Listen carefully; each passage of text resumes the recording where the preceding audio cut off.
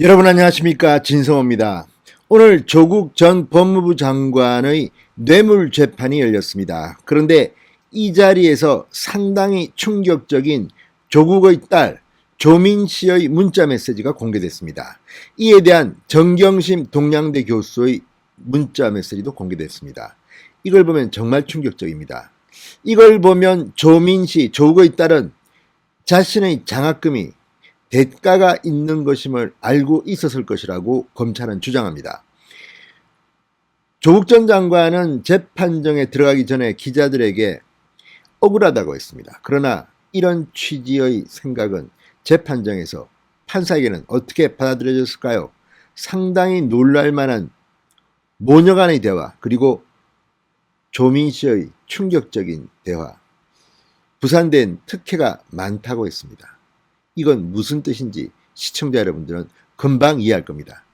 조국 전 장관, 정경심 씨, 그리고 조국의 딸 조민 씨, 큰일 났습니다. 조만간 조민 씨는 아마도 고려대 부산대 의전원 입학이 취소되고 의사면허증은 무효가 될지도 모르겠습니다. 진성호의 융단 폭격 시작합니다. 조국 전 장관을 융단 폭격합니다. 방송에 앞서 아직 진성호 방송의 구독자가 아니신 분들은 붉은색 구독 버튼 눌러주십시오. 더 좋은 방송으로 보답하겠습니다. 자, 조국 전 장관의 딸 조민 씨가 지난 2015년 12월 장학금을 받기 직전 어머니인 정경심 동양대 교수에게 보낸 메시지를 공개했습니다. 이런 내용입니다. 양산 생활도 익숙해지고 교수님들도 챙겨주고 부산대엔 특혜가 많으니 아쉽진 않아. 상당히 의미심장합니다. 부산대에 특혜가 많다고 했습니다. 이 말을 듣고 어머니, 아버지는 다 이해하고 있지 않을까 생각됩니다. 자, 다른 단어, 지금 대학원생입니다. 의학 전문대학원에 다니는 딸이 그 나이에 부산대에 특혜가 많다. 교수님들도 챙겨주고, 특혜라는 단어를 모르진 않겠죠. 상당히 놀라운 문자 메시지입니다. 자, 그리고 검찰은 이 문자 메시지를 근거로 해서 노환중 부산의료원장이 조민 씨에게 지급한 장학금은 특혜라고 주장했습니다. 자, 이 장학금 다른 사람들한테는 이러지 않았습니다. 유독 조국 딸 조민 씨 유급하고 이렇게 학점도 형편없는데 계속해서 6학기인가를 연속으로 줬습니다. 액수도 600만 원인가 됩니다. 이걸 갖다가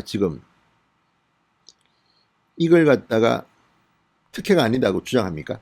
자, 서울중앙지법 형사합의 21-1부 이날 조국 전 장관과 노환중 부산의료원장에 대한 공판에서 검찰이 신청한 서정에 대해 증거조사를 진행했습니다.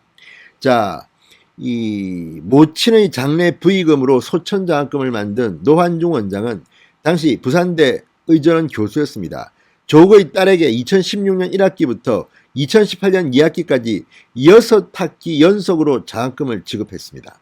검찰은 이 중 조국 전 장관의 청와대 민정수석 취임 후 건넨 새학기 장학금 600만 원을 뇌물로 받습니다. 그러니까 모두 1200만 원을 받은 모양입니다. 이 중에서 새학기 6학기 연속으로 받았는데 새학기 장학금 조국 전 장관의 민정수석 취임 이후 받은 장학금 600만 원을 뇌물로 받습니다. 자, 어쨌든 다 떠나서 지금 이 청년들에게 이게 정의가 살아있습니까? 공정이 살아있습니까? 이렇게 집중적으로 특정한 권력자의 딸에게 장학금을 지급하는 게 맞습니까? 이런데도 지금 조국 전 장관은 부끄러워하지 않고 아우 문제 없다는 식으로 이야기합니다. 이게 조국이 생각하는 정의입니까? 자, 검찰은 조민 씨가 성적이 좋지 않았음에도 장학금을 받았다. 이에 대해 불만들이 제기됐지만 노 원장은 조민 씨에게 다른 학생에게 말하지 말라고 계속 장학금을 지급한 점을 들었습니다. 또 장학위원회가 수혜자 지정을 지향하라고 권고했지만 이를 무시한 채 조 씨를 수혜자로 지정했다고 덧붙였습니다. 이 정황을 보고도 지금 조국 전 장관 떳떳할 수 있습니까? 다른 가정사정이 어려운 사람들이 받아야 되는 거 아닙니까? 조국의 재산 신고액을 보면 수십억 아닙니까? 50억인가 그렇지 않았습니까? 그런데 이렇게 꼭 다른 어려운 학생들이 경제 형편이 어려운 부산대 의전원 학생이 받아야 할 것을 다 이렇게 가로챘어야 합니까? 이걸 공정이라고 생각한다면, 그리고 문재인 대통령은 이런 조국에게 마음의 빚을 졌다고, 이게 국민들한테 어떻게 평가받을지 모른단 말입니까?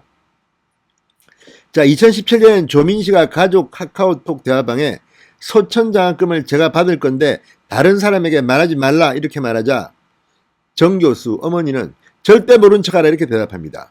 조국 전 장관은 이에 대한 대답 없이 자신이 정부 하마평에 오른 명단만 공유했다고 검찰은 설명했습니다.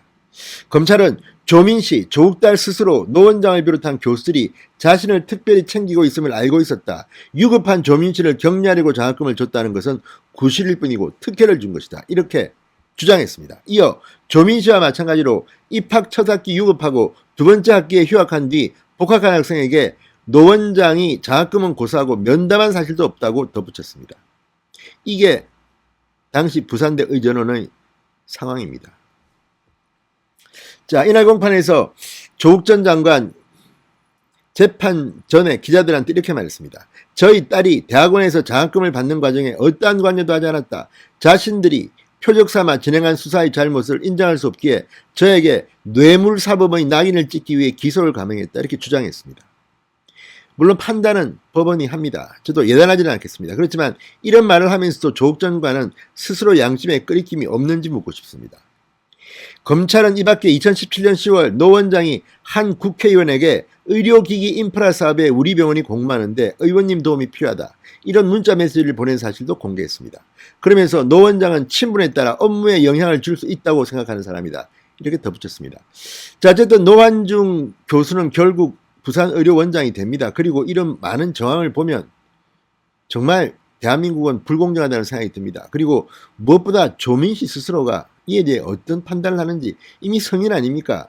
훨씬 더 어렸던 정유라도 그렇게 언론의 공격 대상이 됐는데 조민씨 스스로 어떻게 판단할지 모르겠습니다.